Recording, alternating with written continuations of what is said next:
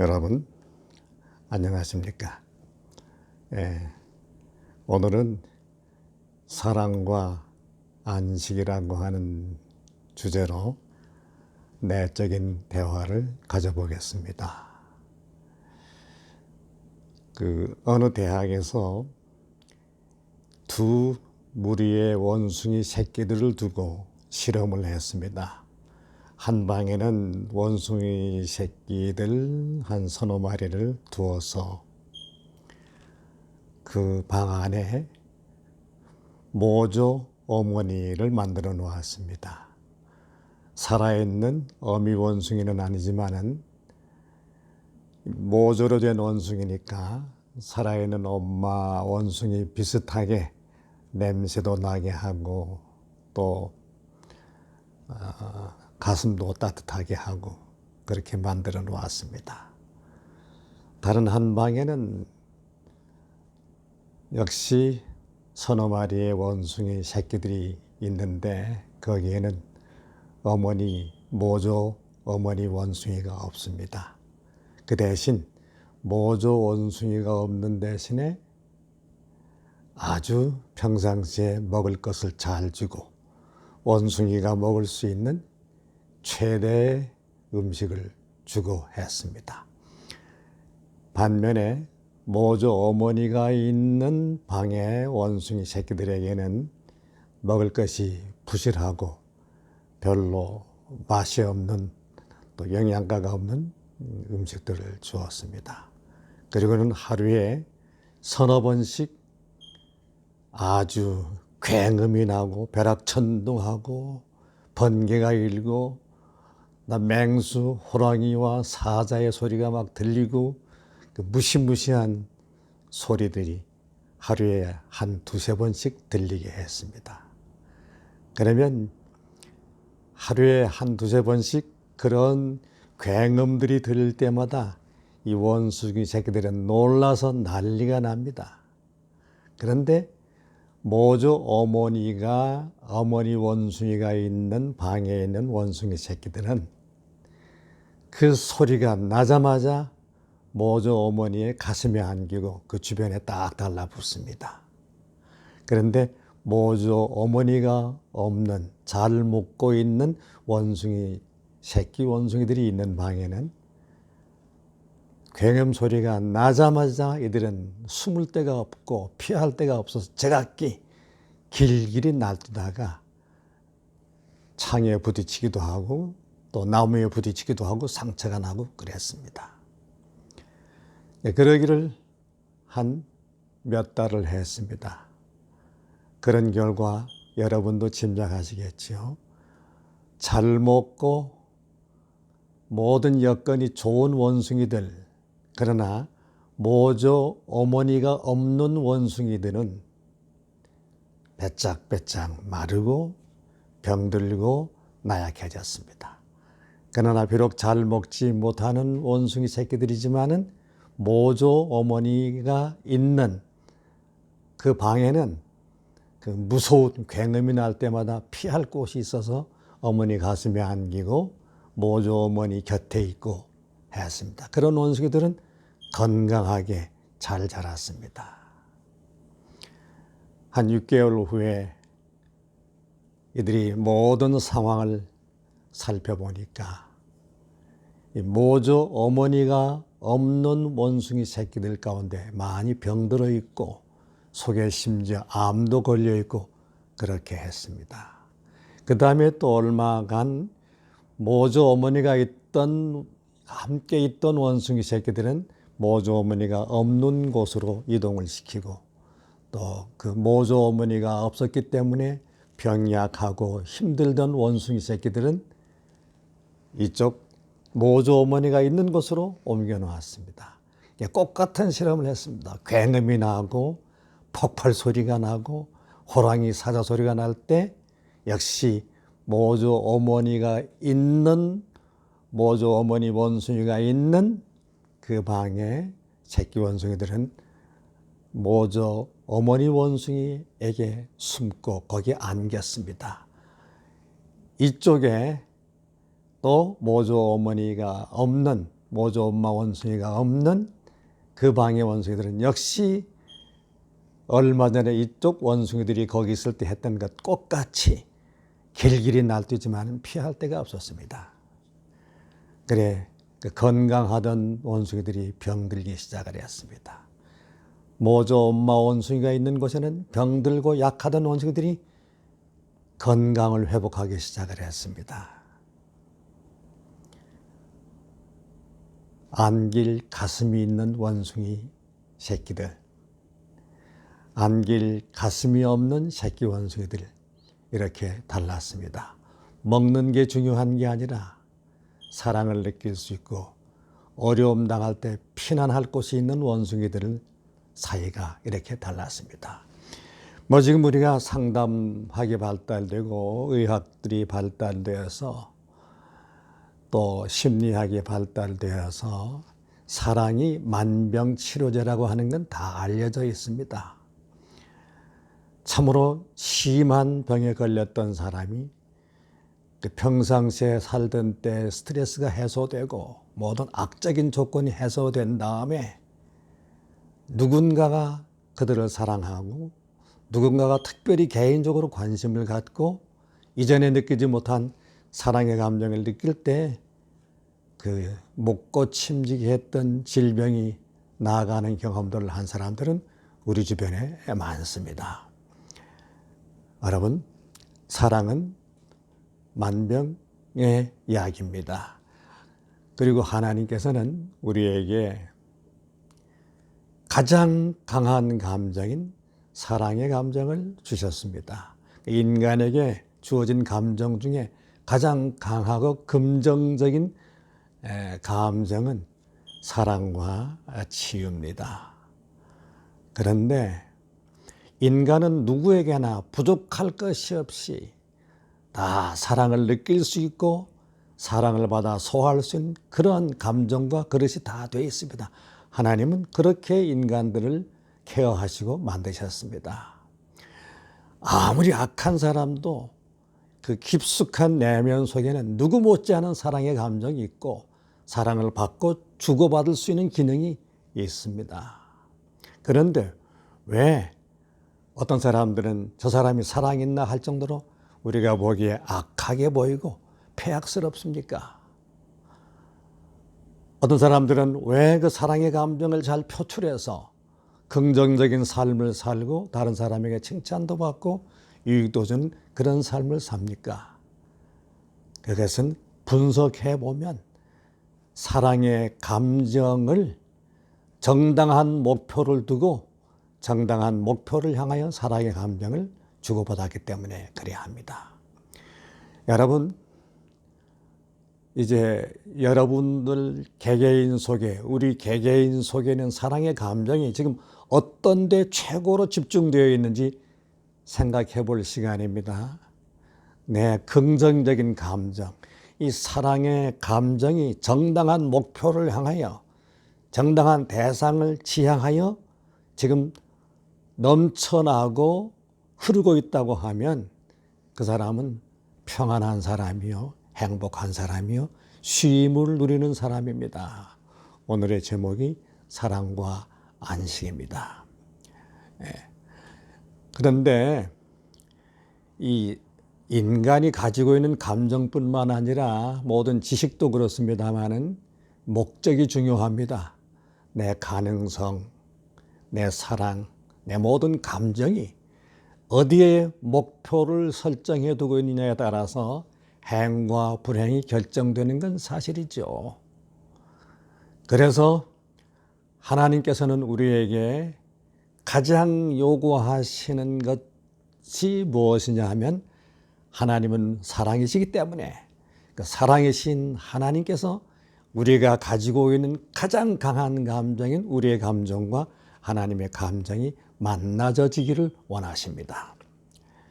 이 사랑의 방향을 잘못 잡으면 거기서 인생이 불행이 오고 육체적으로 병들고 그렇게 합니다. 그런데 잠깐, 사랑과 안식과는 무슨 관계가 있습니까? 생각해 보십시오. 사랑이 없는 안식은 없습니다. 사랑의 목표가 분명하고 사랑의 열정이 분명한 곳을 향하여 흐르고 있다고 하면 비록 주변 환경이 물리적으로, 물질적으로, 인위적으로 어렵다고 하더라도 그 사람은 쉼을 누릴 줄 아는 사람입니다. 사랑의 감정이 정당한 곳을 향하여 흐르게 되면 그 사람은 어떤 환경에 있든지 어떤 사람과 무슨 관계를 가지고 있든지 간에 인생 삶에서 평안과 쉼을 누리고 있는 사람입니다. 아무리 물질적으로 부유하고 권력적으로 부유한다고 해도 사랑의 감정이 올바른 곳으로 흐르지 않고 있다고 하면 혹은 낭비되고 있다고 하면 그 사람은 외부적으로는 그럴듯하게 보일지 모르지만 내면적으로는 불행한 삶을 살고 있는 사람이요, 불행한 세월을 보내고 있는 사람입니다. 그런데 우리 사랑이라고 하니까 당신은 사랑받기 위해서 태어난 사람, 그런 노래를 많이 부릅니다. 제가 그 노래를 부를 때마다 조금 가사를 이렇게도 바꿔 불렀으면 좋겠다 하는 생각이 들어요. 요즘 또 어떤 사람들은 그렇게 부르기도 하더군요. 당신은 사랑받기 위해서 태어난 사람보다 당신은 사랑하기 위해서 태어난 사람이라고 해야 됩니다. 사실 우리는 사랑을 받아서 행복한 것보다 하나님께서 참 기이하신 분이시죠. 사랑을 함으로 행복하게 만들어 주셨습니다. 물론 사랑을 받아 행복하기도 하지만은 사랑을 할 줄 알면, 사랑의 목표가 분명하면 사랑하는 사람이 더 행복하게 되어 있습니다. 부모들은 자식을 사랑합니다. 뭘 바라보고 뭘 조건을 걸고 사랑하지 않고 무조건적으로 사랑합니다. 부모들은 자식을 키우면서 사랑을 주면서 사랑을 주는 행복으로 살고 있습니다. 자식들은 아무리 부모를 사랑하고 효도한다 그래도 우리 한국말의 내리사랑이라는 말처럼 부모의 사랑을 쫓아가지 못합니다. 내가 아무리 효도해도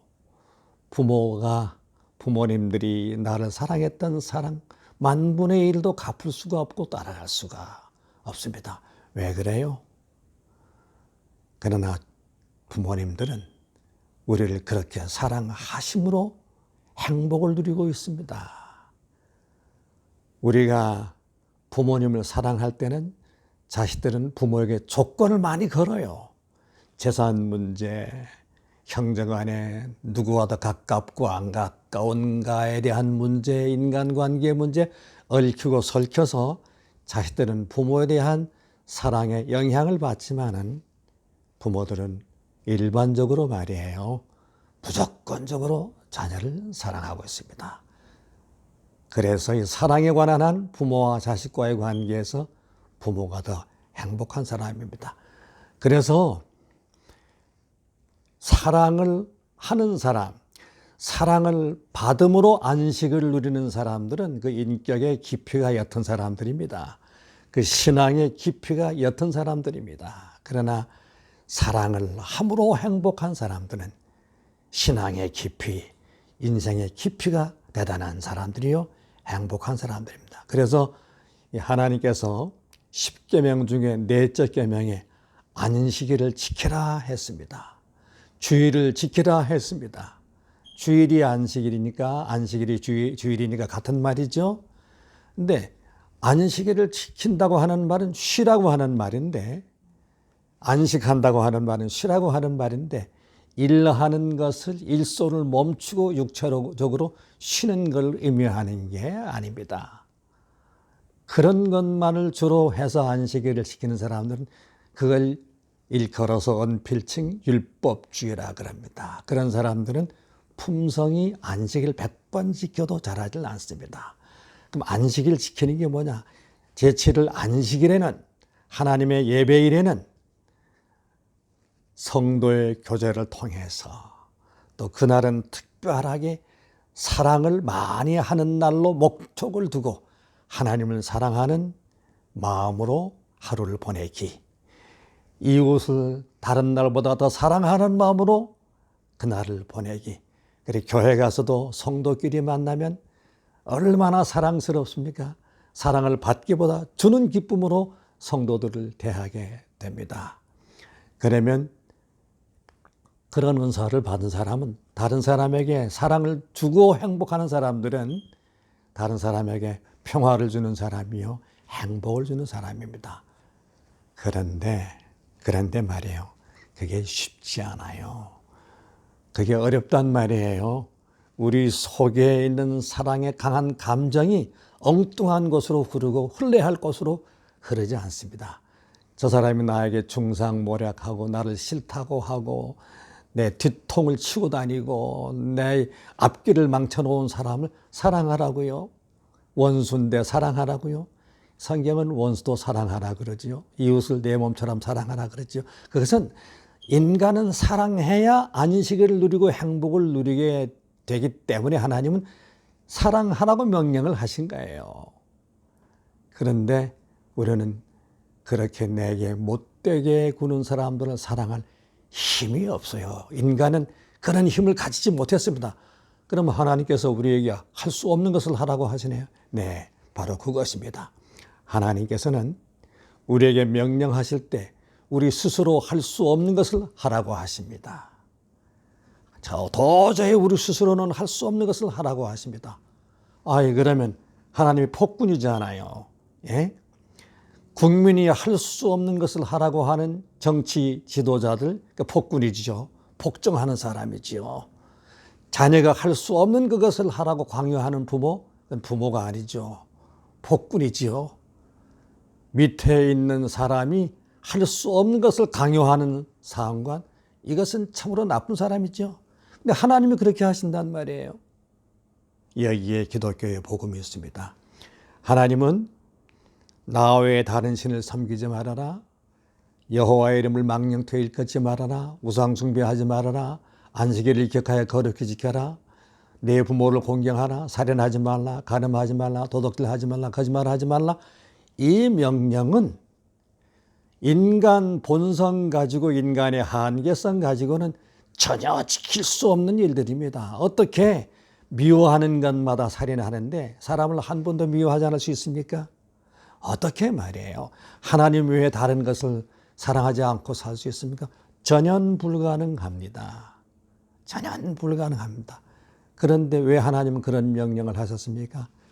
하나님께서는 명령을 주시고 끝나는 게 아니라 명령 다음에 약속을 주시는 분이십니다.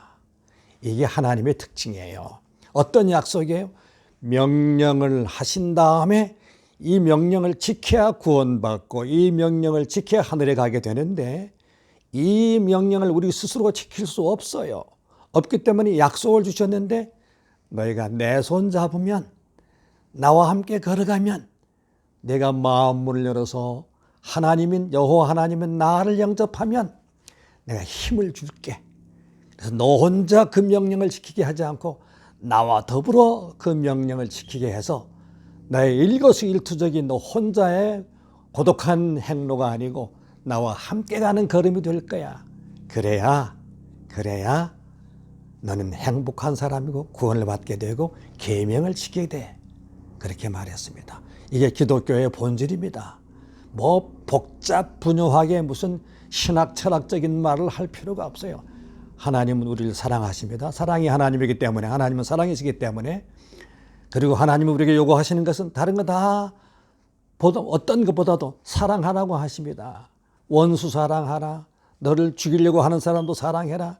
내 자식 죽인 사람도 사랑해라. 내 부모 죽인 사람도 사랑해라. 이게 어떻게 인간이 가능하냐고요.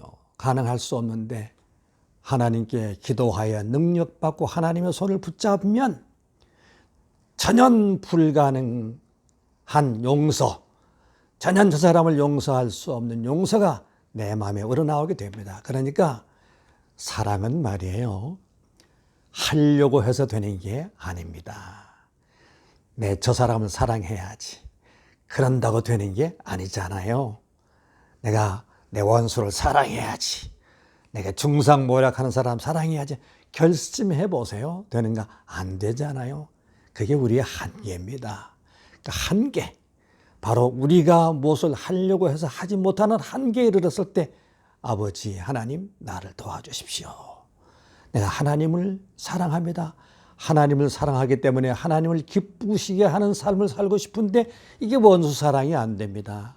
저 사람 사랑이 안 됩니다. 저 도와주십시오 할 때 그때 주님은 우리의 손을 덥석 잡으시고 그래 내가 명령만 하지 않고 약속을 주지 않았느냐. 너하고 나하고 언약이 돼 있잖아. 그러면은 무슨 약속? 내가 내 손 잡을 때 나는 할 수 없는 사랑을 할 수 있는 사람이 되는 거야. 그러니까 사랑을 하려고 해서 하는 사람이 아니라 사랑을 해야 직성이 풀려. 사랑해야 행복을 누려. 사랑하지 않으면 불안하게 돼. 사랑하지 않으면 비뚤어진 인생이 돼. 사랑해야만 사는 맛이 나게 돼 있어. 사랑이 체질화된 것입니다. 그게 그리스도인의 바른 태도입니다. 인류의 인종을 무릅쓰고 또 빈부 노유를 무릅쓰고 사람이면 하나님의 형상이니까 하나님 사랑하듯 사랑하는 능력을 하나님과 함께 걸어갈 때만 가능한 것입니다. 이게 기독교의 진리입니다. 그래서 구약 성경에는 할라크라고 하는 단어가 있습니다. 동행한다는 말인데 함께 걸어간다고 하는 말인데 창세기에 보면은 에녹이 하나님과 동행함으로 죽지 않고 하늘에 갔다고 하는 역사가 나옵니다. 동행. 노아가 하나님과 동행함으로 완전한 사람이 되었다고 했습니다. 동행이라고 하는 말은 뭐냐면 할라크라고 하는 본뜻은 팔짱을 끼고 걸어간다는 것입니다. 하나님의 팔짱을 끼고 걸어가는 것이 동행입니다. 아, 그래요. 우주 만물을 창조하시고 우리의 구주가 되신 결코 패배함이 없으신 하나님의 팔짱을 끼고 걸어가는 인생, 이 안에 행복합니까? 그게 안식입니다. 그게 사랑입니다. 그런 사랑, 하나님과 사랑의 관계가 돈독해서 하나님의 팔짱을 끼고 걸어가는 인생에는 걸음걸음마다 안식입니다. 쉼입니다. 평화입니다. 여러분, 사랑은 하려고 해서 되는 게 아닙니다. 하나님의 손을 붙잡으면 하나님을 내 중심 가장 높은 위치에 모셔두면은 그래서 하나님을 사랑하게 되면 나는 사랑하려고 해서 하는 사랑이 아니라 사랑하고 싶어지고 할 수밖에 없는 그런 존재가 됩니다. 그래요. 참된 안식은 사랑할 수밖에 없는 존재에게만 이르러 옵니다. 나를 충성하는 사람까지라도 사랑할 수밖에 없는 사람이 되었을 때 그런 경황 중에라도 안식은 찾아오게 되어 있습니다. 아, 하나님의 팔짱을 끼고 걸어가는 하나님의 사랑.